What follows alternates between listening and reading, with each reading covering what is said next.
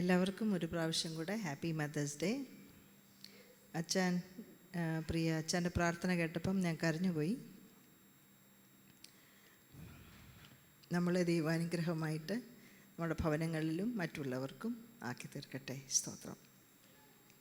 കർത്താവിൻ്റെ രണ്ടാം വരവിനെക്കുറിച്ചാണല്ലോ നമ്മൾ ചിന്തിച്ചുകൊണ്ടിരിക്കുന്നത്.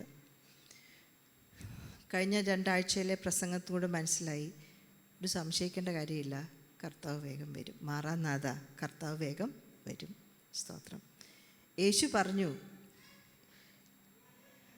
യോഹന്നാൻ്റെ സുവിശേഷം 14-ാം അധ്യായത്തിൻ്റെ 1 മുതൽ 3 വരെയുള്ള വാക്യങ്ങളിൽ യേശു പറഞ്ഞു, നിങ്ങളുടെ ഹൃദയം കലങ്ങിപ്പോകരുത്.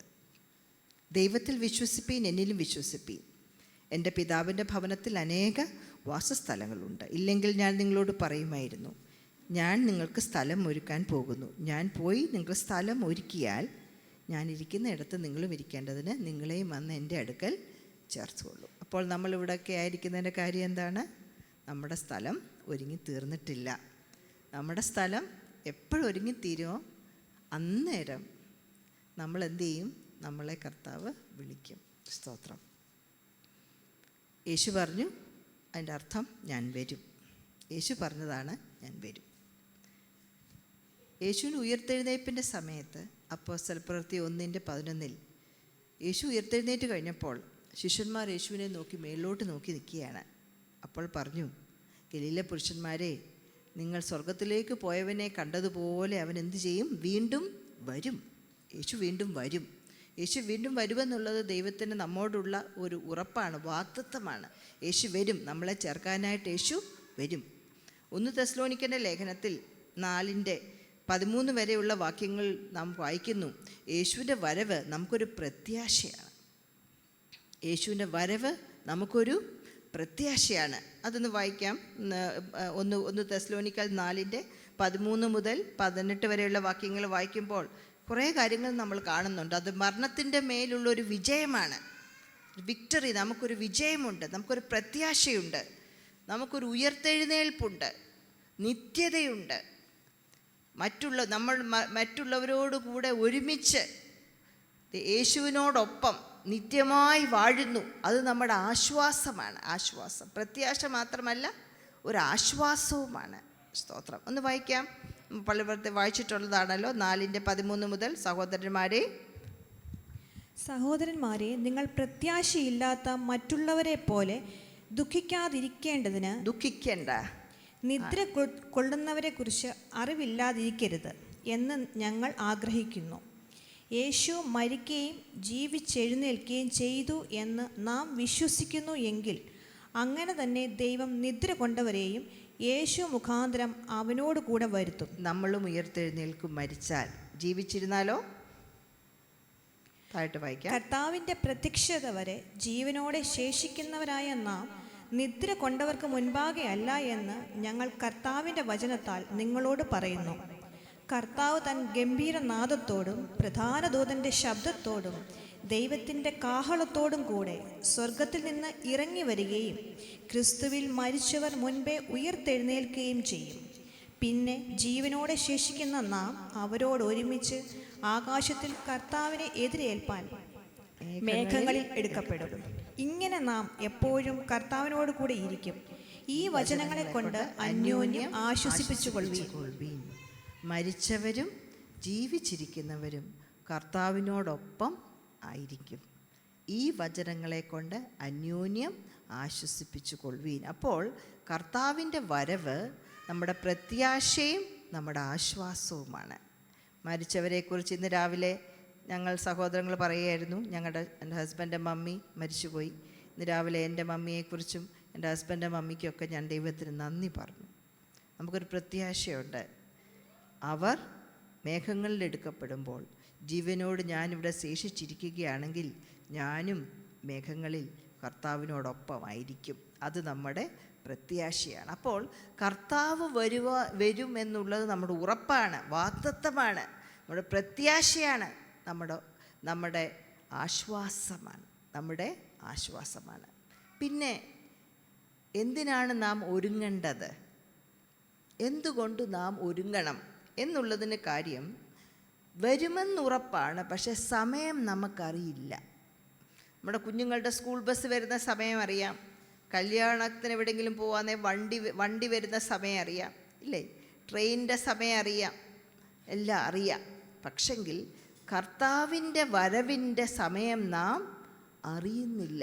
അതുകൊണ്ട് കർത്താവ് വരുമോ എന്നല്ല ചോദിക്കേണ്ടത്, മറിച്ച് ഞാൻ ഒരുങ്ങിയിട്ടുണ്ടോ. കർത്താവ് വരുമോ എന്നല്ല, മറിച്ച് ഞാൻ കർത്താവിനെ എതിരേൽക്കാൻ ഒരുങ്ങിയിട്ടുണ്ടോ. ഈ ഒരുക്കം വളരെ പ്രാധാന്യമെന്ന് യേശു ശിഷ്യന്മാരുടെ സമയം മുതൽ പറഞ്ഞു. യേശുവിൻ്റെ ശിഷ്യന്മാരോട്, 12 ശിഷ്യന്മാരോട് വരെ പറഞ്ഞു ഒരുക്കം ആവശ്യമാണെന്ന്. അങ്ങനെയെങ്കിൽ 2000 വർഷങ്ങൾക്ക് ശേഷം ജീവിക്കുന്ന ശിഷ്യന്മാരായ നമ്മളോ, നമുക്കും എന്ത് വേണം? അന്ന് പത്രോസും യോഹന്നാനും യാക്കോബും ഒരുങ്ങിയതിൽ അപ്പുറമായിട്ടൊരു ഒരുക്കം നമുക്ക് വേണം. സ്തോത്രം. നമുക്കൊന്ന് വായിക്കാം. മത്തായി 26-ന്റെ ആദ്യത്തെ 36-ാം വാക്യം എന്ന് വായിക്കാം. മത്തായി 26-ന്റെ 36-ാം വാക്യം എന്ന് വായിക്കാം.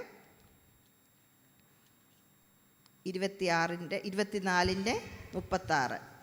അനന്തരം യേശു അവരുമായി ഗെത്സമന തോട്ടത്തിൽ വന്നു. 24-ന്റെ 36. ആ നാളും നാഴികയും സംബന്ധിച്ചോ എൻ്റെ പിതാവ് മാത്രമല്ലാതെ ആരും സ്വർഗത്തിലെ ദൂതന്മാരും പുത്രനും കൂടെ അറിയുന്നില്ല. നോഹയുടെ കാലം പോലെ നമ്മൾ ജീവിക്കുകയാണ്. പക്ഷെങ്കിൽ പുത്രനും ദൂതന്മാർക്കും അറിയാത്ത ഒരു സമയമുണ്ട്. ആ സമയം എന്താണ്? കർത്താവ് എന്നാണ് മടങ്ങി വരുന്നത് എന്നറിയുന്നില്ല.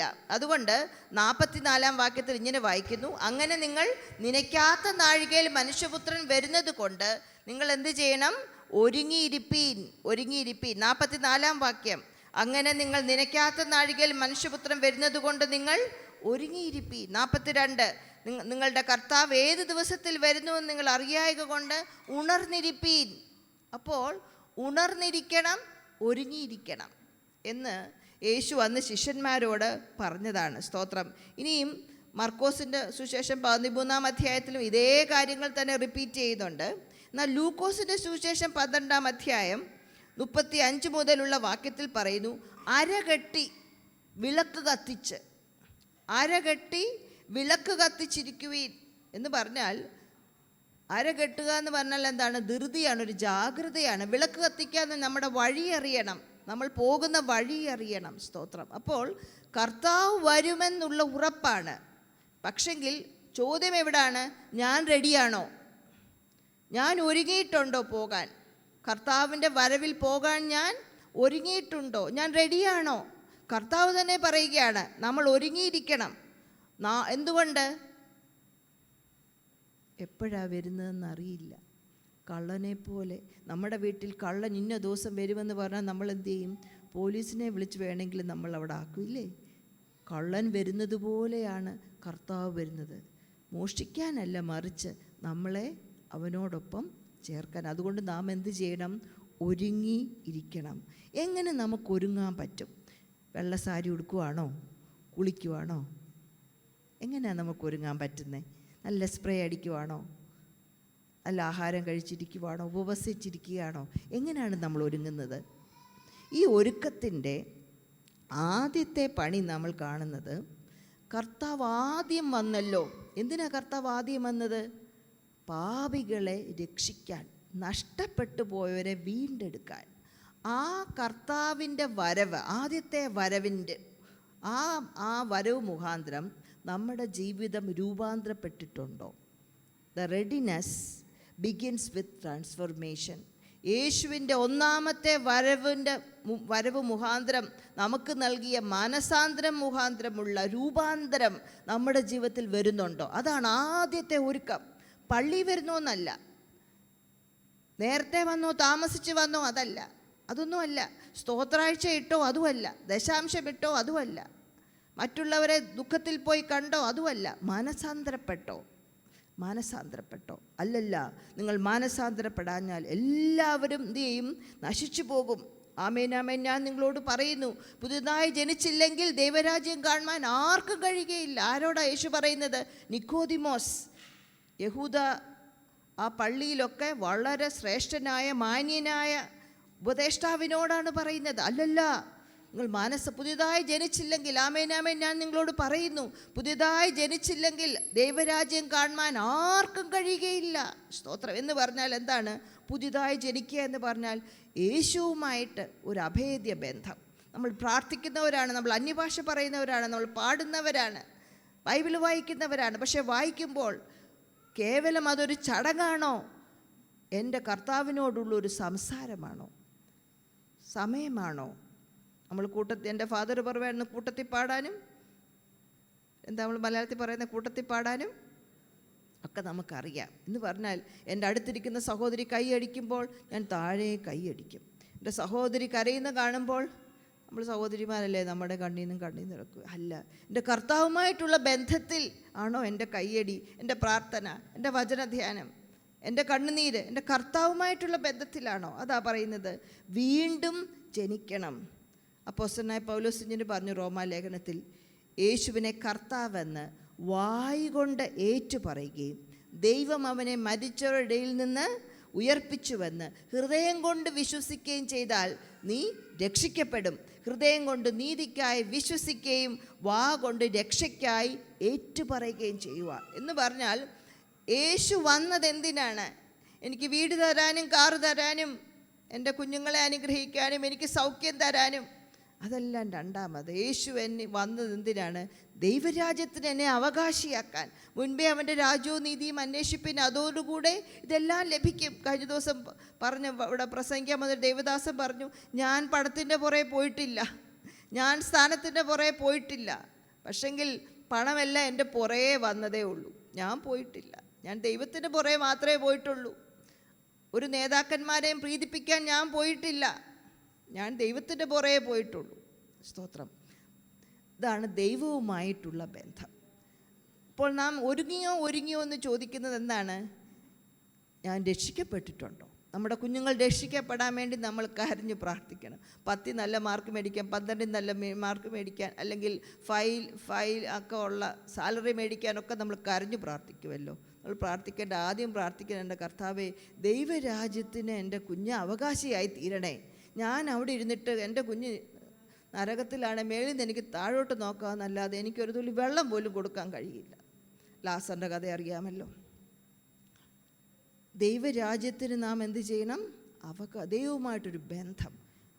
ആ ബന്ധം തുടങ്ങുന്നത് രക്ഷിക്കപ്പെടുന്ന ഒരു അനുഭവത്തിലൂടെയാണ്, രക്ഷയുടെ അനുഭവത്തിലൂടെയാണ്. സ്തോത്രം. ഇവിടുന്ന് മദേഴ്സ് ഡേ ആണല്ലോ. എനിക്ക് വലിയ ആഗ്രഹമായിരുന്നു എൻ്റെ കുഞ്ഞുങ്ങൾ, ഞാൻ കർത്താവിനെക്കുറിച്ച് പറഞ്ഞ് രക്ഷിക്കപ്പെടണമെന്ന്. എൻ്റെ 2 കുഞ്ഞുങ്ങളും അങ്ങനെയാണ് രക്ഷിക്കപ്പെട്ടത്. എൻ്റെ ഹസ്ബൻഡിനോട് ചോദിച്ചാൽ മതി എൻ്റെ ഹസ്ബൻഡ് എങ്ങനെയാണ് രക്ഷിക്കപ്പെട്ടതെന്ന്. നമ്മൾ അമ്മമാർ, നമ്മൾ പിതാക്കന്മാർ, നമ്മൾ പറഞ്ഞ് നമ്മുടെ കുഞ്ഞുങ്ങൾ രക്ഷയുടെ അനുഭവത്തിൽ വരട്ടെ. വല്യമ്മച്ചിമാർ, നമ്മൾ കർത്താവിനെക്കുറിച്ച് പറഞ്ഞ് അവർ രക്ഷിക്കപ്പെടട്ടെ. സൺഡേ സ്കൂളിൽ പഠിപ്പിക്കുന്നുണ്ട്, എല്ലാ ആഴ്ചയിലും ലെസണൊക്കെ ഉണ്ടാക്കുന്നുണ്ട്, എല്ലാം ഉണ്ട്. പക്ഷെങ്കിൽ നമ്മളൊന്ന് പറഞ്ഞ്, മക്കളെ കർത്താവിന് നീ നിൻ്റെ ഹൃദയം കൊടുക്കണം എന്ന് നമ്മളൊന്ന് പറയുമ്പോഴെന്താണ്? പെറ്റമ്മയാണ് പറയുന്നത്, ചോറൂട്ടി അമ്മ ഇല്ലേ, പാലൂട്ടി അമ്മയാണ് പറയുന്നത്, മോനെ നിത്യരാജ്യത്തിന് വേണ്ടി, ദൈവരാജ്യത്തിന് വേണ്ടി ഉള്ളതും കൂടെ നിൻ്റെ ഹൃദയത്തിലൊന്ന് ഒരുക്കണം. സോ അതാണ് ആദ്യത്തെ ഒരുക്കം, കർത്താവുമായിട്ടുള്ള ബന്ധം. ആ ബന്ധം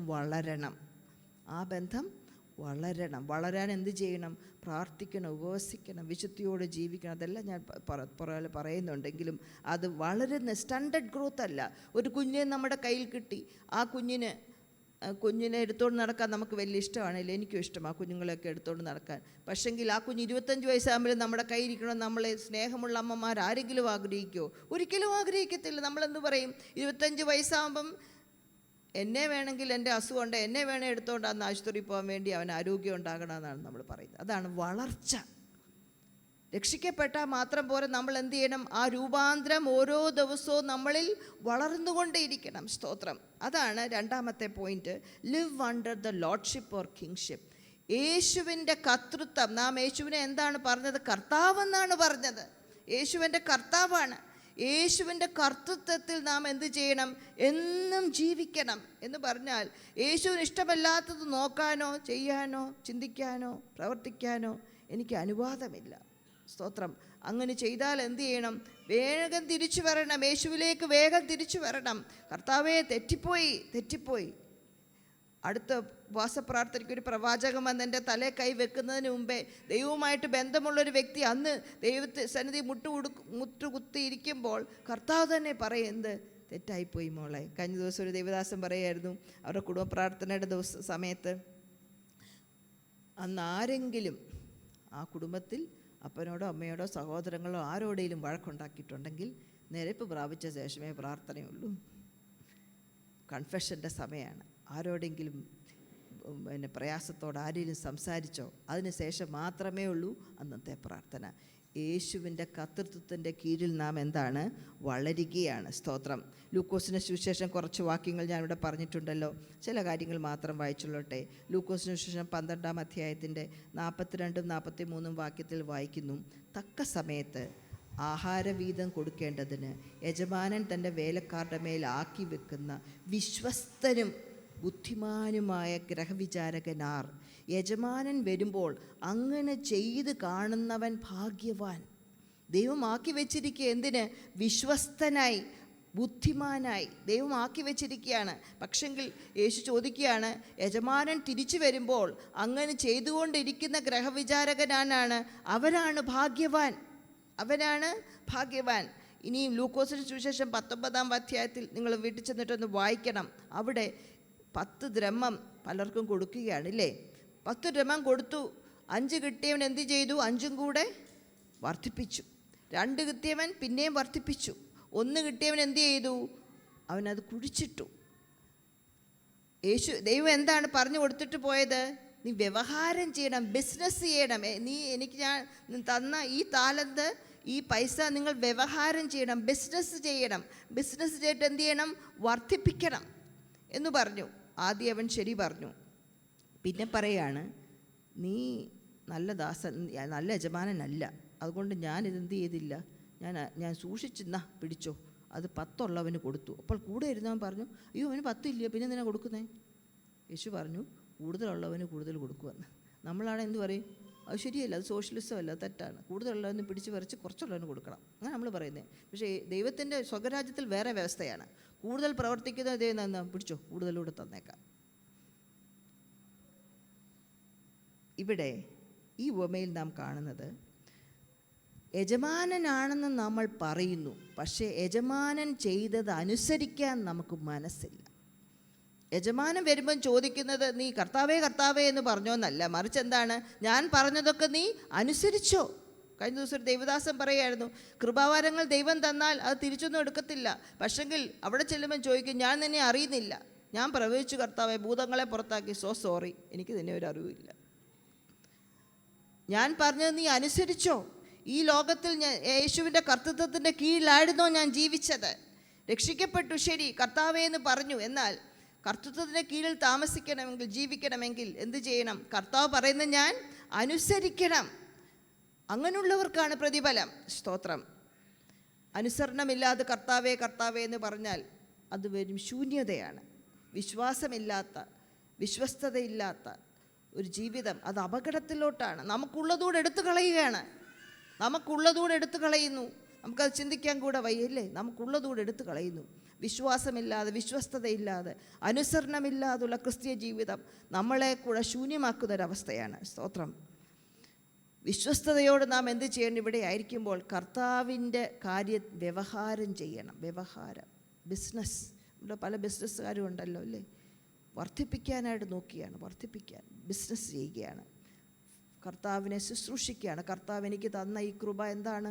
കർത്താവ് വരുവോളം വർദ്ധിപ്പിക്കുകയാണ്. എനിക്കിന്ന് 1 കിട്ടി, നാളെ 1 ആയി, മറ്റന്നാൾ 1 ആയി അല്ല. എന്ത് ചെയ്യണം? വർദ്ധിപ്പിക്കണം. 2 ആക്കണം, 3 ആക്കണം. കർത്താവ് എനിക്ക് തന്ന ആരോഗ്യമെല്ലാം കർത്താവിന് വേണ്ടി കൊടുക്കുക. സ്തോത്രം. ആദ്യത്തെ ഒരുക്കം എന്താണ്? യേശുവിനെ സ്വന്തം രക്ഷിതാവായി സ്വീകരിക്കുക. രണ്ടാമത് എന്താണ് ഞാൻ പറഞ്ഞത്? അവൻ്റെ കർത്തൃത്വത്തിൽ നാം ജീവിക്കുക. അപ്പോൾ നമ്മൾ ചോദിക്കും, എങ്ങനെയാണ് അവൻ്റെ കർത്തൃത്വത്തിൽ നാം ജീവിക്കുന്നത്? അതിൻ്റെ 2-3 കാര്യങ്ങൾ ഞാൻ പറഞ്ഞോട്ടെ. ഒന്ന്, സ്റ്റേ സ്പിരിച്വലി എവേക്ക്.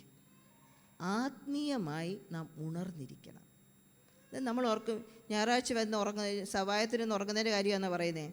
സവായത്തിന് ഉറങ്ങുന്നതിൻ്റെ കാര്യമല്ലേ പറഞ്ഞത്? ഒരു ദേവദാസൻ പറഞ്ഞു, ഉറങ്ങുന്നവർ ഉറങ്ങിക്കോട്ടെ, ശല്യപ്പെടുത്തല്ലേ, കാരണം അവർക്ക് വീട്ടിലോ ഉറങ്ങാൻ പറ്റുന്നില്ല, ദൈവസന്നിധി വരുമ്പം സ്വസ്ഥമായിട്ട് ഉറങ്ങാൻ പറ്റുന്നുണ്ട്, ഉറങ്ങിക്കോട്ടെ, അവരെ ഉണർത്തരുതേ എന്ന് പറഞ്ഞു. ആ ഉറക്കമല്ല പറഞ്ഞത്. ആത്മീയമായി കർത്താവുമായിട്ടുള്ള ബന്ധത്തിൽ നാം ഉറങ്ങുകയാണോ? അതിന് 1, 2, 3, 4 വാക്യങ്ങൾ ഞാനിവിടെ പറഞ്ഞിട്ടുണ്ട്. ലൂക്കോസിന് സുവിശേഷം 21 അധ്യായത്തിൻ്റെ 31 മുതൽ 36 വരെയുള്ള വാക്യങ്ങൾ, മത്തായി 25-ൻ്റെ 5 മുതൽ 7 വരെയുള്ള വാക്യങ്ങൾ, റോമാലേഖനം 13 അധ്യായത്തിൻ്റെ 11 മുതൽ 14 വരെയുള്ള വാക്യങ്ങൾ. ഈ ലൂക്കോസിന് സുവിശേഷം 21 അധ്യായത്തിൻ്റെ 34 മുതൽ 36 വരെ ഉള്ള വാക്യങ്ങളൊന്ന് വായിച്ചാട്ടെ. നിങ്ങളുടെ ഹൃദയം അതിഭക്ഷണത്താലും മദ്യപാനത്താലും ഉപജീവന ചിന്തകളാലും ഭാരപ്പെട്ടിട്ട് ആ ദിവസം നിങ്ങൾക്ക് പെട്ടെന്ന് കെണി പോലെ വരാതിരിപ്പാൻ സൂക്ഷിച്ചുകൊള്ളുവീൻ. അത് സർവ്വഭൂതലത്തിലും വസിക്കുന്ന ഏവർക്കും വരും. ആകയാൽ ഈ സംഭവിപ്പാനുള്ള എല്ലാറ്റിനും ഒഴിഞ്ഞു പോകുവാനും മനുഷ്യപുത്രൻ്റെ മുൻപിൽ നിൽപ്പാനും നിങ്ങൾ പ്രാപ്തരാകേണ്ടതിന് സദാകാലവും ഉണർന്നും പ്രാർത്ഥിച്ചും കൊണ്ടും ഇരിപ്പീൻ. സദാകാലവും ഉണർന്നും പ്രാർത്ഥിച്ചുകൊണ്ടും ഇരിപ്പീൻ. ഇവിടെ ഞാൻ ചിന്തിക്കുകയായിരുന്നു, മദ്യപാനം എന്ന് പറഞ്ഞാൽ നമ്മൾ പറയും ശരിയാണ്, മദ്യപാനികളാരും സ്വർഗരാജ്യം കൈവശമാക്കില്ല. അതിഭാക്ഷണം എന്ന് പറഞ്ഞാൽ അതിൻ്റെ അർത്ഥം എന്താ? അമിതമായതൊന്നും. കഴിഞ്ഞ ദിവസം ഒരു ദേവദാസൻ പറഞ്ഞു, ചുമ്മാ ഫോൺ വിളിച്ച് എന്തോ ഉണ്ടാളിയ വിശേഷം, എന്തോ ഉണ്ട്, നീ കഴിച്ചോ കുടിച്ചോ, ചുമ്മാ ഇങ്ങനെ വർത്താനം വേണ്ട കാര്യമില്ല. അമിതമായതൊന്നും നല്ലതല്ല. അതോടൊപ്പം തന്നെ അതിനോട് കൂടെ കൂട്ടിയിരിക്കുകയാണ് ഉപജീവന ചിന്തകൾ എന്ന് പറഞ്ഞാൽ എന്താണ്? എൻ്റെ ജീവിതം എങ്ങനെയാകും, നാളെ എങ്ങനെയാകും, മറ്റേനാൾ എങ്ങനെയാകും, ഇതെല്ലാം എങ്ങനെ ഒരുമിച്ച് കൊണ്ടുവന്ന്. കർത്താവെ, മദ്യപാനം വേറൊരു കാറ്റഗറി, എൻ്റെ ഉപജീവന ചിന്ത വേറൊരു കാറ്റഗറി, അങ്ങനെയൊക്കെയാണ് നമ്മൾ ചിന്തിക്കുന്നത്. പക്ഷെ കർത്താവ് നോക്കുമ്പോഴെന്താണ്? ഇതെല്ലാം ഒരുപോലാണ്. കർത്താവ് പറഞ്ഞു, ഇതൊന്നും ചെയ്യാതെ എന്ത് ചെയ്തില്ല, നമ്മൾ ഉറങ്ങിപ്പോവും, മയങ്ങിപ്പോവും. അതാണ് 10 കന്യകമാരുടെ കഥയാണ് 25 പറയുന്നത്. എല്ലാവരും മയക്കം പിടിച്ച് ഉറങ്ങി, എന്നാൽ 5 പേർ മാത്രം വിളക്ക് തെളിയിക്കാൻ പറ്റി. എല്ലാവരും ഉറങ്ങി, അത് ഫിസിക്കൽ ഉറക്കമാണ്. പക്ഷെങ്കിൽ 5 പേർക്ക് എന്തായില്ല? അവർക്ക് ഉള്ളിലൊരു ഒരുക്കമില്ലായിരുന്നു. പിന്നാട്ട് എന്നൊരു ചിന്ത. പിന്നായപ്പോഴത്തേക്ക് എന്തായി? എണ്ണ കിട്ടി, പക്ഷെങ്കിൽ വാതിലടച്ചുപോയി. അപ്പോൾ നാം എന്ത് ചെയ്യുക? എപ്പോഴും ഉണർന്നും പ്രാർത്ഥിച്ചും ഒരാത്മീയമായ ഒരുക്കം നമ്മളിൽ ഉണ്ടായിരിക്കണം. സ്തോത്രം.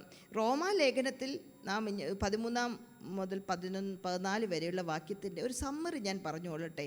റോമാലേഖനം 13 അധ്യായത്തിൻ്റെ 11 മുതൽ 14 വരെയുള്ള വാക്യങ്ങളുടെ ഒരു സമ്മറി ഞാൻ പറഞ്ഞുകൊള്ളട്ടെ. അപ്പോസ്തലനായ പൗലോസാണ് അവിടെയുള്ള വിശ്വാസികളോട് പറയുന്ന ഒരു ലേഖനമാണ്. ആത്മീയ നിദ്രയിൽ നിന്ന് നാം ഉണരണം. ആത്മീയമായി നാം എന്ത് ചെയ്യണം? ഉണരണം. കാരണം എന്താണ്? രക്ഷ അടുത്തിരിക്കുന്നു. അത് ഇരുട്ടിൻ്റെ പ്രവൃത്തികളെ ഉപേക്ഷിച്ച് വെളിച്ചത്തിൻ്റെ ആയുധം ധരിക്കണമെന്ന്. അപ്പോൾ ഈ ഒരുക്കത്തിൽ എന്തെങ്കിലും ആയുധം ധരിക്കണോ? എന്തിനാണ് ഞാൻ ആയുധം ധരിക്കുന്നത്? ഞാൻ പറയാൻ പുറകാലെ. പകൽ സമയത്ത് എന്ന പോലെയല്ല, മര്യാദയായി നടക്കാം. നമ്മളോട് ആരെങ്കിലും മര്യാദയ്ക്ക് നടക്കാൻ പറഞ്ഞാൽ നമ്മൾ എന്ത് ചെയ്യും? മര്യാദയ്ക്ക് വണ്ടി ഓടിക്കാൻ നമ്മുടെ പിള്ളേരോട് പോലും പറഞ്ഞാൽ നമ്മുടെ പിള്ളേർക്കത് ഇഷ്ടപ്പെടത്തില്ല. പറയുകയാണ് മര്യാദയായി നടക്കാൻ. എങ്ങനെ മര്യാദയായി നടക്കണം? വെറിക്കൂത്ത് വേണ്ട കേട്ടോ, വെറിക്കൂത്ത്. മദ്യപാനം, പിന്നെയും പറയുകയാണ്, ശയനമോഹം, സെക്ഷൽ ഇമ്മോറാലിറ്റി വേണ്ട. ദുഷ്കാമം, ഇവരെല്ലാം മോഹിച്ച് സ്ത്രീ പുരുഷനെയും പുരുഷൻ സ്ത്രീയെയും കല്യാണം കഴിച്ചാലും കല്യാണം കഴിച്ചില്ലാലും മോഹിച്ച് നോ നമുക്ക് വേണ്ട. അതിൻ്റെ കൂടെ ചേർത്തിരിക്കുന്ന 2 എണ്ണം ഞാൻ വളരെ അതിശയിച്ചു. പിണക്കവും അസൂയയെന്ന്. ഈ മദ്യപാനവും ഈ ദുർനടപ്പിൻ്റെ കൂടെ കൂട്ടുന്നതാണോ പിണക്കവും അസൂയയും? അത് വേറൊരു വാക്യത്തിൽ കൊടുത്താൽ നമുക്കൊക്കെ പ്രത്യേകിച്ച് സ്ത്രീകൾക്ക് നമുക്ക് ആശ്വാസമായേനെ, ഇല്ലേ? ഇന്ന് രാവിലെ ഭർത്താവിനോട് പിണങ്ങിയോ? പിള്ളേരോട് പിണങ്ങിയോ? അയൽവക്കക്കാരോട് പിണങ്ങിയോ? ഞാൻ തമാശയായിട്ട് പറഞ്ഞെങ്കിലും നമ്മളെ തന്നെ വിലയിരുത്തണം. നടക്കാതെ കർത്താവായ യേശുവിനെ ധരിച്ച്, രാവിലെ നമ്മൾ സാരി ഉടുത്തതുപോലെ കർത്താവായ യേശുവിനെ ധരിച്ച്, എന്തിന്? വിശുദ്ധ ജീവിതം. പോകത്തില്ല കേട്ടോ. ഇതൊന്നും ഇല്ലെങ്കിൽ പാസ്റ്റർ കാലെ പിടിച്ചാലും, ഇവിടെ സൺഡേ സ്കൂൾ ടീച്ചറിൻ്റെ കാലെ പിടിച്ചാലും നമ്മളിവിടെ കിടക്കും, അവരങ്ങ് പോകും. എന്ത് ചെയ്യണം? അതുകൊണ്ട് നമ്മൾ ഉണർന്നും പ്രാർത്ഥിച്ചും ആത്മീയമായ ഒരു ഒരുക്കം എന്ന് പറഞ്ഞാൽ ഉറങ്ങിപ്പോയാൽ രാവിലെ പ്രാർത്ഥനയ്ക്ക് ചർച്ചയിൽ വരാൻ താമസം ഉറങ്ങുന്നതിൻ്റെ കാര്യമില്ല, അതും അതിനകത്തൊരു ഫാക്റ്റാണ് കേട്ടോ. ആത്മീയമായ ഉറക്കം പലപ്പോഴും എന്തു ചെയ്യും, ഒരു അശ്രദ്ധ കൊണ്ടുവരും. അശ്രദ്ധയായിട്ട് നമ്മൾ നടന്ന് നമുക്കറിയാം, വീട്ടിലെ കസാരയുടെ കാലയിലൊക്കെ കാലിടിച്ചു, ഇന്ന് രാവിലെ എൻ്റെ കാലൊന്നും ഇടിച്ചു കേട്ടോ. അശ്രദ്ധയായിട്ട് നടക്കുമ്പോൾ എന്ത് ചെയ്യും, പലപ്പോഴും നമ്മുടെ കാൽ അവിടെ ഇവിടെ ഇടിക്കും, ഇല്ലേ, കൈ ഇടിക്കും, വണ്ടി ഇടിക്കും. അതേപോലെ നമ്മളും എന്ത് ചെയ്യും, നമ്മുടെ ജീവിതവും വിശ്വാസ കപ്പൽ തകർന്നു പോകും, പാപം വരും. സ്തോത്രം. അപകടമാണ്, അപകടം. അശ്രദ്ധയോട് നടന്നാൽ അപകടമാണ്. പലരും കർത്താവിൽ നിന്നുള്ള നോട്ടം മാറി അവർ കുഴങ്ങിപ്പോയി. മാർത്ത കുഴങ്ങി, ഡിസ്ട്രാക്റ്റഡ്, എങ്ങനെയാണ് ഇംഗ്ലീഷിൽ, കുഴങ്ങിപ്പോയി. സ്തോത്രം. അതുകൊണ്ട് എന്ത് ചെയ്യണം, നാം എപ്പോഴും ഉണർന്നും പ്രാർത്ഥിച്ചും കർത്താവിനെ ധരിച്ച്, ക്രിസ്തുവിനെ ധരിച്ച് വിശുദ്ധ ജീവിതമുണ്ടായിരിക്കണം. സ്തോത്രം. അതിഫാക്ഷണവും മദ്യപാനവും വെറിക്കൂത്തുകളും ശയനമോഹങ്ങളും ദുർനടപ്പും പിണക്കവും അസൂയയും എല്ലാം നമ്മൾ മാറ്റിക്കറണം. കാരണം എന്താണ്, ഇതെല്ലാം ഇരുട്ടിൻ്റെ പ്രവൃത്തിയാണ്. എന്തിനാണ് നമ്മൾ ആയുധം ധരിക്കുന്നത്? ഇന്നലെ ദേവദാസൻ പറഞ്ഞു, സാത്താൻ ബലവാനാണ് കേട്ടോ. നമ്മൾ കൊച്ചാളോടൊന്നുമല്ല കളിക്കുന്നത്.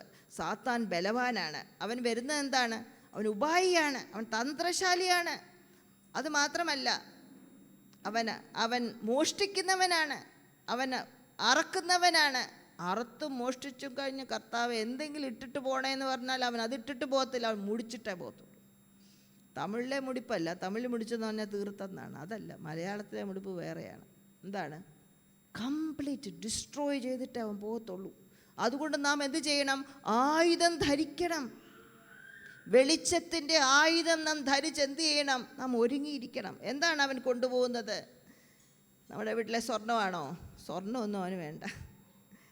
കാരണം യേശുവിനോട് പറഞ്ഞു, ഞാനിതെല്ലാം തരാം, നീ എന്നെ ഒന്ന് വണങ്ങി നമസ്കരിച്ചാൽ മതിയെന്ന്. എന്നിട്ട് സ്വർണ്ണം സാത്താന് വേണ്ട സ്വർണം? സാത്താന് സ്വർണ്ണമൊന്നും വേണ്ട. നമ്മുടെ വീട്ടിലെ വെള്ളിപ്പാത്രങ്ങൾ വേണോ? വേണ്ട വേണ്ട വേണ്ട, അതൊന്നും സാത്താന് വേണ്ട. നമ്മുടെ നല്ല വില കൂടിയ സാരിയും ചുരിദാറും ഒക്കെ വേണോ? ഫർണിച്ചർ വേണം? അതൊന്നും വേണ്ട. അതെല്ലാം അവനുണ്ട്, അതൊന്നും അല്ല അവന് വേണ്ട. പിന്നെ എന്താണ് അവൻ വരുന്നത്? ദൈവം നമുക്കെന്ന് കഴിവുകളുണ്ടല്ലോ, ഓരോന്നോരോന്നായിട്ട് അവനെ കൊണ്ടുപോകും. ദൈവം നമുക്കെന്ന് കൃപകളുണ്ടല്ലോ, അതെല്ലാം ഓരോന്നോരോന്നായിട്ടും കൊണ്ടുപോകും. സന്തോഷമുണ്ടല്ലോ, പിന്നെന്താണ്, നമുക്ക് സന്തോഷം കൊണ്ടുപോയി നമുക്ക് എന്താണ് പിന്നെ നിരാശ, അതാണ് ഡിപ്രഷൻ, ഇല്ലേ? സമാധാനം പോയി കഴിയുമ്പോൾ നമുക്ക് പിന്നെ എന്താണുള്ളത്? കോപം, ഇല്ലേ? സമാധാനം നഷ്ടപ്പെട്ട വൈരാഗ്യമായി, കോപമായി. സ്തോത്രം. ഇതെല്ലാം നമ്മുടെ ആത്മീയം കൊണ്ടുപോവുകയാണ്, നമ്മുടെ കർത്താവിനോടുള്ള ആഗ്രഹങ്ങൾ കൊണ്ടുപോവുകയാണ്, നമ്മുടെ സ്നേഹം കൊണ്ടുപോയി, കർത്താവിനുള്ള സ്നേഹം കൊണ്ടുപോയി, കർത്താവിനുള്ള നമ്മുടെ സമർപ്പണം ഇതെല്ലാം കൊണ്ടുപോയി എന്ത് ചെയ്യും? നമ്മളെ നശിപ്പിക്കാനാണ് അവൻ്റെ തന്ത്രം. അവൻ ഉപായിയാണ് കേട്ടോ, അവൻ ഉപായി. സാത്താൻ യേശുവിൻ്റെ അടുത്തും വന്നു, അതും ഒരു തോട്ടമായിരുന്നില്ലേ? ഏദൻ തോട്ടത്തിലും വന്നു. തോട്ടങ്ങളിൽ വരുന്നവനാണ്. ദൈവം നിർമ്മിച്ച തോട്ടങ്ങളിൽ, ഉപവസിക്കുന്ന തോട്ടങ്ങളിലൊക്കെ എന്തു ചെയ്യും? സാത്താൻ വരും. എന്തിന്? നമ്മെ അപഹരിക്കാൻ. അതുകൊണ്ട് നാം എന്തു ചെയ്യണം? സ്പിരിച്വലി എവേക്ക്, ഉണർന്നും പ്രാർത്ഥിച്ചും ജാഗ്രതയോടും ആത്മാവിൻ്റെ ആയുധമൊക്കെ ധരിക്കണം. സ്തോത്രം. ധരിച്ച് നാം എന്തു ചെയ്യണം? ഒരുങ്ങിയിരിക്കണം. സ്തോത്രം. എനിക്കറിയാൻ പലരും നിങ്ങൾ കർത്താവിനെ അറിഞ്ഞ മുഖാന്തരം നിങ്ങളുടെ വീട്ടിൽ പ്രയാസമുണ്ടായിട്ടുണ്ടില്ലേ? പണ്ട് മിണ്ടിയവരൊക്കെ മിണ്ടാതായിട്ടുണ്ട്, പലതും നഷ്ടമായിട്ടുണ്ടില്ലേ? ഞാൻ പറഞ്ഞ ശരിയല്ലേ? പലതും നഷ്ടമായി. ഇപ്പോഴും പലതും പല പ്രയാസങ്ങളിലാണ് നിൽക്കുന്നത്. കർത്താവിന് വേണ്ടി ഇത്രയും കളഞ്ഞിട്ടേ നാം നിത്യതയിൽ കാണപ്പെടാതിരുന്നാലോ? അവിടെ നാം എന്ത് ചെയ്യണം? എന്നും ഉണർന്നും പ്രാർത്ഥിച്ചും ജാഗ്രതയോടെ വെളിച്ചത്തിൻ്റെ ആയുധം ധരിച്ചുകൊണ്ട് കർത്താവിൻ്റെ വരവിനെ ഓർത്ത് നമ്മുടെ രക്ഷയുടെ നാളിനായി നാം എന്ത് ചെയ്യണം? ഒരുങ്ങിക്കാത്തിരിക്കണം. സ്തോത്രം.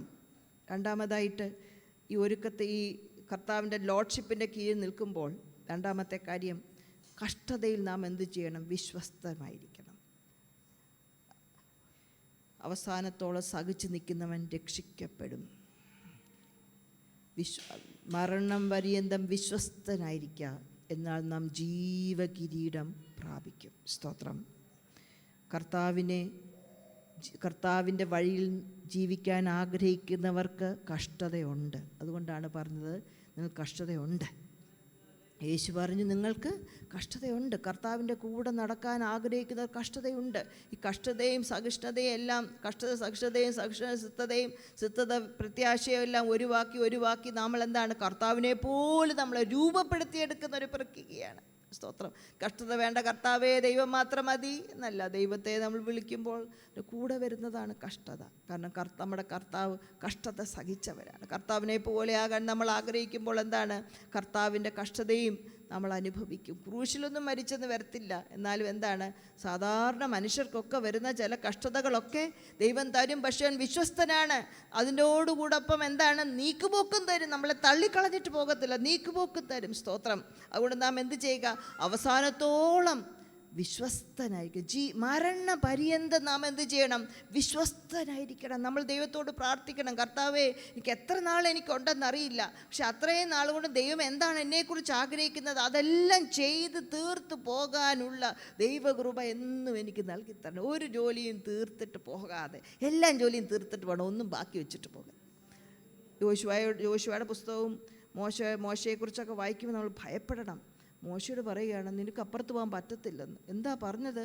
അപ്പുറത്തോട്ട് പോകാനാണെന്നാണ്. യോശുവയുടെ പുസ്തകത്തിൽ നമ്മളത് കുറേ അനുഭവം യോശുവയോട് പറയാ, നിനക്ക് പ്രായമായി, ഒത്തിരി ഇനിയും രാജ്യങ്ങളൊക്കെ കീഴടക്കാനുണ്ട്, പക്ഷെ നിനക്കത് പറ്റത്തില്ലെന്ന്. ഇത് ഞാൻ കഴിഞ്ഞ ദിവസം വായിച്ചപ്പോൾ ഞാൻ പേടിച്ചു പോയി. മോശ ആരാണ്? യോശുവ ആരാണ്? നമ്മളാരാണ്? സാധുക്കളായ നമ്മളെക്കൊണ്ട് അപ്പോസ്തലനായ പൗലോസ് പറഞ്ഞ പോലെ പറയണം, ഞാൻ നല്ല പോർ പൊരുതു ഓട്ടം തികച്ചു. നല്ല പോർ പൊരുതു ഓട്ടം തികച്ചു. സ്തോത്രം. എൻ്റെ ഫാദർ മരിക്കുന്ന സമയത്ത് ഞാൻ ഒരു ദേവദാസനോട് ഇങ്ങനെ ഹോസ്പിറ്റലിൽ കിടന്ന സമയത്ത് ദേവദാസനോട് ഇങ്ങനെ പറഞ്ഞു, പ്രാർത്ഥിക്കണേ, എൻ്റെ അച്ചാച്ചന് വയ്യ, വളരെ സീരിയസ് ആണ്. അദ്ദേഹം പറഞ്ഞു, ഞാനൊരു ശബ്ദം കേട്ടു, തീർന്നു മതി വരിക. തീർന്നു മതി വരിക എന്ന് പറഞ്ഞാൽ എന്താണ്? തീർന്നു, പ്രവൃത്തി തീർന്നു, മതി, ഇത്രയും മതി. എൻ്റെ മകൻ ഈ ലോകത്തിൽ കിടന്നത് മതി, ഇനിയും വന്ന് വിശ്രമിച്ചു കൊള്ളുക, വരിക. സ്തോത്രം. മരണപര്യന്തം നാം എന്ത് ചെയ്യണം? വിശ്വസ്തരായി. എന്നെക്കുറിച്ച് ദൈവം ആഗ്രഹിക്കുന്ന എല്ലാ ജോലിയും എൻ്റെ ഭവനത്തിലും എൻ്റെ ചർച്ചിലും എൻ്റെ ദേശത്തും കർത്താവേ ചെയ്ത് തീർത്ത ശേഷം അന്ന് വരെ വിശ്വസ്തരായി നിൽപ്പാൻ. നമ്മൾ കണ്ടല്ലോ, ആദ്യത്തെ കഥയിൽ നമ്മൾ വായിച്ചല്ലോ, നല്ലവനും വിശ്വസ്തരുമായ ദാസനെ. സ്തോത്രം. Thank you Lord. മൂന്നാമതായിട്ട് നമ്മൾ മദേഴ്സ് ഡേ ആണല്ലോ, അതുകൊണ്ട് ഇത് പറയാതിരിക്കാൻ സമയമല്ല, ഒക്കത്തില്ല. അടുത്ത തലമുറയെ നാം എന്ത് ചെയ്യണം? കർത്താവിൻ്റെ വരവിന് വേണ്ടി നാം ഒരുക്കണം. അടുത്ത തലമുറയെ നാം കർത്താവിൻ്റെ വരവിന് വേണ്ടി നാം ഒരുക്കണം. അതുമാത്രമല്ല, ആ ഒരുക്കുമ്പോൾ നാം എന്ത് ചെയ്യണം? അവരെ ഉപദേശിക്കണം, അവരുടെ മുമ്പിൽ മാതൃകയായി ജീവിക്കണം. അവരെ ഉപദേശിക്കണം, അവരുടെ മുൻപിൽ മാതൃകയായി നാം ജീവിക്കണം. ഉപദേശിക്കുന്നതിനെക്കുറിച്ച് എങ്ങനെ ഉപദേശിക്കണമെന്ന് അവിടുത്തെ പുസ്തകം 6-ാം അധ്യായത്തിൽ നാം പല പ്രാവശ്യം ഈ ചർച്ചയിൽ നമ്മൾ വായിച്ചിട്ടുണ്ട്, ഇല്ലേ? നമ്മൾ നടക്കുമ്പോഴും ഇരിക്കുമ്പോഴും എഴുന്നേൽക്കുമ്പോഴും കിടക്കുമ്പോഴും എല്ലാം ഈ ദൈവവചനം അവർക്ക് പറഞ്ഞു കൊടുക്കണം. സൺഡേ സ്കൂൾ ടീച്ചേഴ്സിനോ പാസ്റ്റേഴ്സിനോ അല്ല, ഏതെങ്കിലും ഒരു പ്രത്യേക പാസ്റ്റർ വരുമ്പോഴോ റിവൈവലിസ്റ്റ് വരുമ്പോഴല്ല, മറിച്ച് നമ്മുടെ വീട്ടിലെ ദൈനംദിന സംസാരമായിരിക്കണം. എനിക്കറിയാം, നമ്മുടെ വിഷമമുള്ള, നമ്മുടെ അമ്മ എന്നെ വിഷമിച്ചു, അപ്പച്ചൻ എന്നെ വിഷമിച്ചു, ഭർത്താവ് എന്നെ വിഷമിപ്പിച്ചു, കുഞ്ഞെന്നെ വിഷമിപ്പിച്ചു, അയൽവക്കത്തുകാരി എന്നെ വിഷമിച്ചു, ഇതെല്ലാം കൊടുത്ത് ഇഞ്ചക്ഷൻ കൊടുത്ത് കുറച്ച് അവസാനം എന്താണ് അവൻ്റെ മനസ്സിൽ? അതേ ഉള്ളൂ, വൈരാഗ്യം, വശം. അല്ല മോനെ, ദൈവവചനം ഇങ്ങനെ പറയുന്നു, ദൈവമാണ് നമ്മളെ സൃഷ്ടിച്ചത്, ദൈവത്തിനൊരു പദ്ധതിയുണ്ട് നമ്മളെക്കുറിച്ച്. ഇതെന്ത് ചെയ്യണം? ദൈവത്തിൻ്റെ വഴി നാം നടക്കണം. ഇന്ന് കുഞ്ഞുങ്ങളെ വായിച്ചില്ല, ജ്ഞാനിയോടുകൂടെ നടക്കാം, ജ്ഞാനിയായിത്തീരും. സ്തോത്രം. ഇതെല്ലാം എന്ത് ചെയ്യുക? നമ്മൾ പറഞ്ഞു കൊടുക്കുക. ഇന്ന് രാവിലെ നമ്മുടെ ചർച്ചിലുള്ള ഒരമ്മ എന്നോട് പറഞ്ഞു, ആ അമ്മയുടെ മോനിവിടെ ഇരിപ്പുണ്ട്, കൊലോസ്യ ലേഖനവും തീമത്തിയോസും ഒക്കെ പല ആവർത്തി എൻ്റെ കുഞ്ഞുങ്ങളെ കൊണ്ട് ഞാൻ ചെറുപ്പത്തിൽ വായിപ്പിക്കുമായിരുന്നെന്ന് പറഞ്ഞു. കൊലോസ്യ ലേഖനവും തീമത്തിയോസും ഒക്കെ പല ആവർത്തി എൻ്റെ കുഞ്ഞുങ്ങളെ കൊണ്ട് ഞാൻ വായിപ്പിക്കുമായിരുന്നു. സ്തോത്രം. നമ്മൾ ആഹാരം കഴിക്കുന്നതിൻ്റെ കാര്യത്തിൽ കുഞ്ഞുങ്ങൾക്ക് നിർബന്ധമുണ്ടല്ലോ, ഇല്ലേ? സ്കൂളിൽ വിടാതിരിക്കുമോ? മോനെ, ഞാൻ സ്കൂളിൽ പോകുന്നില്ല അമ്മ, എനിക്ക് വയറ്റ് വരാൻ തോന്നുന്നു. നമ്മൾ വിടുവോ? ഇല്ല. നമ്മൾ കൊച്ചിനെയും കൊണ്ടുപോകും, വീട്ടിൽ സ്കൂളിൽ കൊണ്ടുവിടും. പക്ഷെ ചർച്ചിൽ വരണ്ടെന്ന്, എന്നാ മോനെ അവിടെ കിടന്നോ, ഞാൻ ചർച്ചിൽ പോയിട്ട് വരാം. അല്ല. നിർബന്ധം പിടിക്കേണ്ട കാര്യത്തിലൊക്കെ നാം എന്ത് ചെയ്യണം? നിർബന്ധം പിടിക്കണം. ഇവിടുത്തെ ജോലി, ഇവിടുത്തെ എല്ലാം നമുക്ക് നല്ലത് വേണം, പക്ഷെ അതെല്ലാം താൽക്കാലികമാണെന്ന് പറഞ്ഞു കൊടുക്കുക. സ്തോത്രം.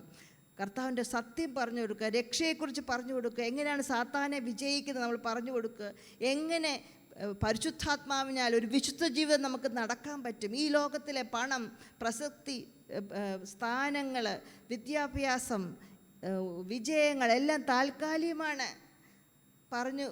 എക്ലീഷ്യാസ്റ്റിക് സഭാപ്രസംഗം വായിക്കുമ്പോൾ ജ്ഞാനിയിൽ ജ്ഞാനിയായ, നമ്മളെക്കാളെല്ലാം ധനവാനായ, ഒത്തിരിയും കാര്യങ്ങൾ നേടിയെടുത്ത ശലോമോൻ പറയുകയാണ്, ഇതെല്ലാം മായ, ഇതെല്ലാം മായ.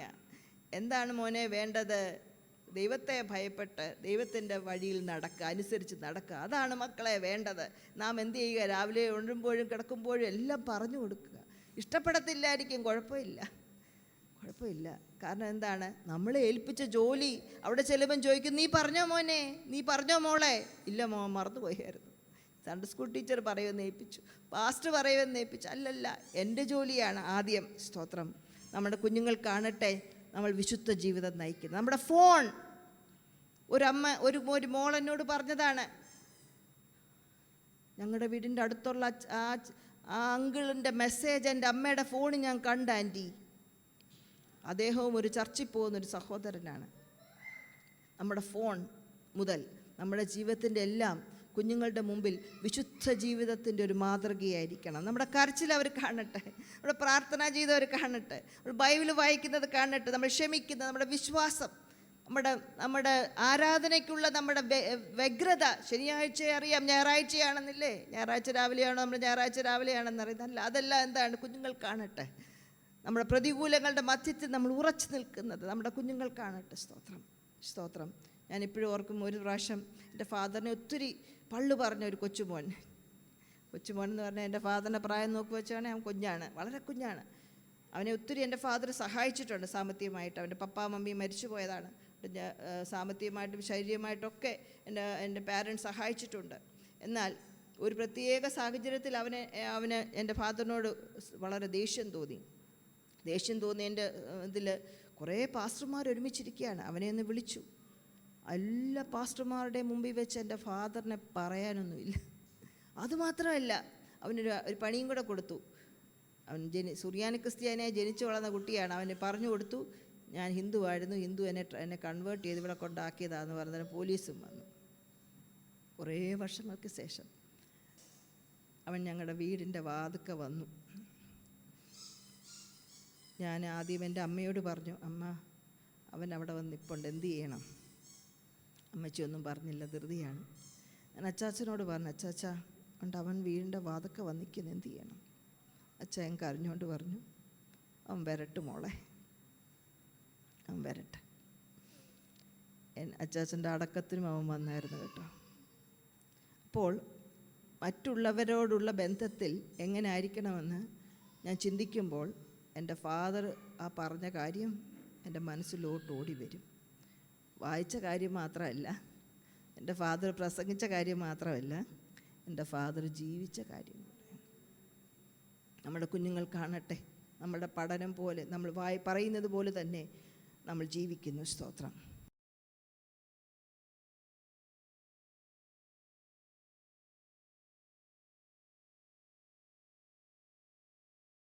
ോട്ടുള്ള സമ്മർദ്ദം ഈ ഒരു സാധനം മുതൽ അവരനുഭവിക്കുന്നുണ്ട്. അതുകൊണ്ട് നാം എന്ത് ചെയ്യണം?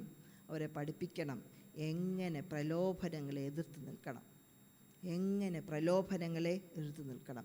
ധാരാളം തെറ്റായ ഉപദേശങ്ങൾ എല്ലായിടത്തുമുണ്ട്. ഇപ്പോൾ യൂട്യൂബെല്ലാം നമ്മുടെ ഫോണിനകത്തുള്ളതുകൊണ്ട് എന്തെല്ലാം കേൾക്കാമില്ലേ, എന്തെല്ലാം പ്രസംഗങ്ങൾ കേൾക്കാം. ഇങ്ങനെ തെറ്റായ ഉപദേശങ്ങൾ ഒത്തിരിയുണ്ട്. അതുകൊണ്ട് അവർക്ക് പറഞ്ഞ് മനസ്സിലാക്കി കൊടുക്കണം എങ്ങനെ ഡിസപ്ഷൻ, ഉപായം മനസ്സിലാക്കാനായിട്ട് സാധിക്കും. സോഷ്യൽ മീഡിയ ഇൻഫ്ലുവൻസൻ പറയണ്ടായല്ലോ, എങ്ങനെ ടെക്നോളജി വൈസായിട്ട് ഉപയോഗിക്കണം. കഴിഞ്ഞ ആഴ്ച അതായിരുന്നു ഞങ്ങൾ പഠിച്ചത്, how to use technology wisely. Peer pressure, കുഞ്ഞുങ്ങൾ ഒത്തിരി സമ്മർദ്ദം, കൂട്ടുകാരിൽ നിന്നും അയൽക്കാരിൽ നിന്നൊക്കെ ഒത്തിരി പിയർ പ്രഷർ അനുഭവിക്കുന്നുണ്ട്. പണ്ട് പോകുമ്പോഴേ ഉള്ളായിരുന്നു, ഇപ്പോൾ എന്താണ് ഇതിനകത്തൂടെയും വരുന്നുണ്ട് വീട്ടിനകത്ത് പിയർ പ്രഷർ. നമ്മൾ അവരോട് പറയണം എങ്ങനെ സമ്മർദ്ദങ്ങൾ വരുമ്പോൾ കർത്താവിന് വേണ്ടി വിശ്വസ്തനായി നിൽക്കാൻ പറ്റും. സ്തോത്രം.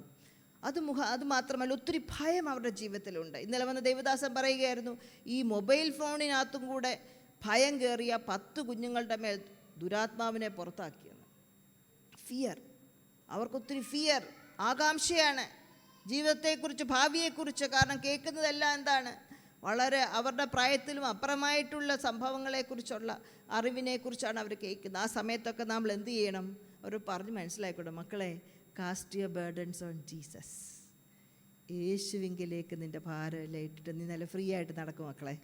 യേശുവിങ്കിലേക്ക് നിങ്ങളുടെ ഭയമെല്ലാം ഇട്ടിട്ട് നമ്മൾ ഫ്രീ ആയിട്ട് നടക്കുക. എന്തിനാണ് ഇതെല്ലാം വഹിച്ചുകൊണ്ട് നടക്കുന്നത്? സ്തോത്രം. കാരണം എബ്രായലേഖനം 12-ാം അധ്യായത്തിൻ്റെ 1-ാം വാക്യം വായിക്കുമ്പോൾ നമ്മുടെ പാപം മാത്രമല്ല നമ്മൾ ഇട്ട് കളയാൻ പറഞ്ഞിരിക്കുന്നത്, നമ്മുടെ ബേർഡൻസ്, മുറുകെ പറ്റുന്ന ഭാരം. അപ്പോൾ പാപം പോലെ തന്നെ നമ്മുടെ യാത്ര വേഗത കുറയ്ക്കുന്നതാണ്, ദിശ തെറ്റിക്കുന്നതാണ് ഭാരം. ഇത് രണ്ടും വേണ്ട മക്കളെ നമുക്ക് എന്ന് പറഞ്ഞ് നാം എന്ത് ചെയ്യുക? നമുക്ക് മുമ്പോട്ട് പോകാമെന്ന് പറയുക. സ്തോത്രം. അപ്പോൾ കർത്താവിന് വേണ്ടി നാം ഒരുങ്ങണം. കുഞ്ഞുങ്ങളെ ഒരുക്കണം. 59-ാം യെശയ്യാപ്രവചനം 59-ാം അധ്യായത്തിൻ്റെ 21-ാം വാക്യം എല്ലാവരും, ബൈബിളുള്ളവരെല്ലാവരും ഒന്ന് എടുത്താട്ട് യെശയ്യാപ്രവചനം നമുക്ക് ഒരുമിച്ച് വായിക്കാനായിട്ട് പോവുകയാണേ. നമ്മുടെ കുഞ്ഞുങ്ങളെക്കുറിച്ച് ഒത്തിരി വിഷമങ്ങൾ, ചിന്തകൾ, ഭാരങ്ങളൊക്കെ ഉണ്ടെന്നറിയാം. എന്നാൽ കർത്താവിൻ്റെ ഒരു വാഗ്ദത്തം, യെശയ്യാപ്രവചനം 59-ാം അധ്യായത്തിൻ്റെ 21-ാം വാക്യം, ദൈവം നമ്മളോട് ചെയ്യുന്നൊരു നിയമമാണേ. ദൈവം നമ്മളോട് ചെയ്യുന്ന ഒരു നിയമം. എല്ലാവരും എടുത്തോ. ഇംഗ്ലീഷിലുള്ളവർ ഇംഗ്ലീഷിൽ, മലയാളത്തിലുള്ളവർ മലയാളത്തിൽ. നമുക്ക് ചേർന്ന് വായിക്കാം. ഞാൻ മലയാളത്തിലാണ് വായിക്കുന്നത്, ഉറക്കം നമ്മൾ വായിക്കാം. യെശയ്യാപ്രവചനം 59-21. ഞാൻ അവരോട് ചെയ്തിരിക്കുന്ന നിയമമോ ഇതാകുന്നു എന്ന് യഹോവ അരുളിച്ചെയ്യുന്നു. നിൻ്റെ മേലുള്ള എൻ്റെ ആത്മാവും നിൻ്റെ വായിൽ ഞാൻ തന്ന എൻ്റെ വചനങ്ങളും നിൻ്റെ വായിൽ നിന്നും, നിൻ്റെ സന്തതിയുടെ വായിൽ നിന്നും, നിൻ്റെ സന്തതിയുടെ വായിൽ നിന്നും ഇന്നു മുതൽ ഒരു നാളും വിട്ടുപോകുകയില്ല എന്ന് യഹോവ അരുളിച്ചെയ്യുന്നു. എപ്പോഴെങ്കിലും നിങ്ങളുടെ കുഞ്ഞുങ്ങളെക്കുറിച്ച് ഭാരമുണ്ടെങ്കിൽ നിങ്ങൾ കർത്താവിനെ പറഞ്ഞു കൊടുത്തു, കർത്താവ് മാതൃക പോലെ ജീവിക്കുന്നു, ഉറപ്പാണ്. അങ്ങനെയെങ്കിൽ എന്താണ്? ഇത് നമ്മുടെ വാഗ്ദത്തമാണ്. അങ്ങനെയുള്ള മാതാപിതാക്കൾ ഭയപ്പെടുമ്പോൾ ഈ വാക്യം നെഞ്ചോട് ചേർത്ത് പറഞ്ഞ, കർത്താവേ, എൻ്റെ സന്തതിയുടെ വായിൽ നിന്ന്, എൻ്റെ സന്തതിയുടെ വായിൽ നിന്ന് നിൻ്റെ വചനം എടുക്കുകയില്ലല്ലോ, നിൻ്റെ ആത്മാവിനെ എടുത്തു കളയില്ല. അത് എന്നോടുള്ള, എൻ്റെ കുടുംബത്തോടുള്ള നിൻ്റെ വാഗ്ദത്തമായുള്ള കർത്താവ്, അത് ഞാൻ സ്വീകരിക്കുന്നു എന്ന് പറഞ്ഞ് നെഞ്ചോട് ചേർത്ത് ധൈര്യമായിട്ട് പറയണം. സ്തോത്രം. Thank you Lord. കർത്താവ് വരാൻ അടുത്തു. എന്നിട്ട് എന്തിനാണ് നമ്മൾ പഠിപ്പിക്കുന്ന കുഞ്ഞുങ്ങളെ? എന്തിനാണ് പിന്നെ നമ്മുടെ കുഞ്ഞുങ്ങൾക്ക് നല്ല ജോലിക്ക് വേണ്ടി പ്രാർത്ഥിക്കുന്നത്? കർത്താവ് വരുവോളം വ്യവഹാരം ചെയ്യാനാണ് പറഞ്ഞിരിക്കുന്നത്. വിശ്വസ്തയോട് വ്യവഹാരം ചെയ്യണം. അപ്പോൾ നല്ലതായിട്ട് പഠിക്കുന്ന ഒരു കൊച്ചെന്ത് ചെയ്യണം? നല്ലതായിട്ട് തന്നെ ആ കഴിവിനനുസരിച്ച് പഠിക്കണം. നല്ല ബുദ്ധിയുള്ള കുഞ്ഞ്, ജോലിക്ക് വേണ്ടി നല്ല ബുദ്ധിയുള്ള കുഞ്ഞാണെങ്കിൽ അവനെക്കുറിച്ചുള്ള വിളി എഞ്ചിനീയറോ നേഴ്സോ ഡോക്ടറോ അല്ലെങ്കിൽ ബിസിനസ്സുകാരോ ആണെങ്കിൽ എന്ത് ചെയ്യണം? വ്യവഹാരം ചെയ്യണം. ദൈവം തന്ന താലന്ത് എന്ത് ചെയ്യണം? കർത്താവ് വരുവോളം വിശ്വസ്തയോട് വ്യവഹാരം ചെയ്യണം. കർത്താവ് വരാൻ പോകാം, ഞാൻ കിടന്നുറങ്ങട്ടെ, മമ്മി എനിക്ക് വല്ലതും കഴിക്കാം. അല്ലല്ലല്ല. കർത്താവ് വരുവോളം നാം എന്ത് ചെയ്യണം? വ്യവഹാരം ചെയ്യുന്നത് കർത്താവ് വരുവൻ ഒരുക്കത്തിൻ്റെ ഒരു ഭാഗമാണ്. നാളും നാഴികയും അറിയാത്തത് കൊണ്ട് നാം ഉണർന്നും പ്രാർത്ഥിച്ചും ഇരിപ്പീൻ. ഈ പ്രസംഗിക്കുന്ന ഞാനും ചിലപ്പോഴൊക്കെ തളർന്നു പോകും. അപ്പോൾ എൻ്റെ സഹോദരങ്ങളുടെ പ്രാർത്ഥന, നിങ്ങളുടെ പ്രാർത്ഥന, സ്തോത്രം, നിങ്ങളുടെ സ്നേഹം, നിങ്ങളുടെ സ്നേഹത്തോടു കൂടിയുള്ള ഉപദേശം എന്നെ ധൈര്യപ്പെടുത്തുമെന്ന് എനിക്കിനിയും ഉണർന്നും പ്രാർത്ഥിച്ചും എൻ്റെ കർത്താവിൻ്റെ വരവ് വരെ ഉണ്ടായിരിക്കണം. സ്തോത്രം.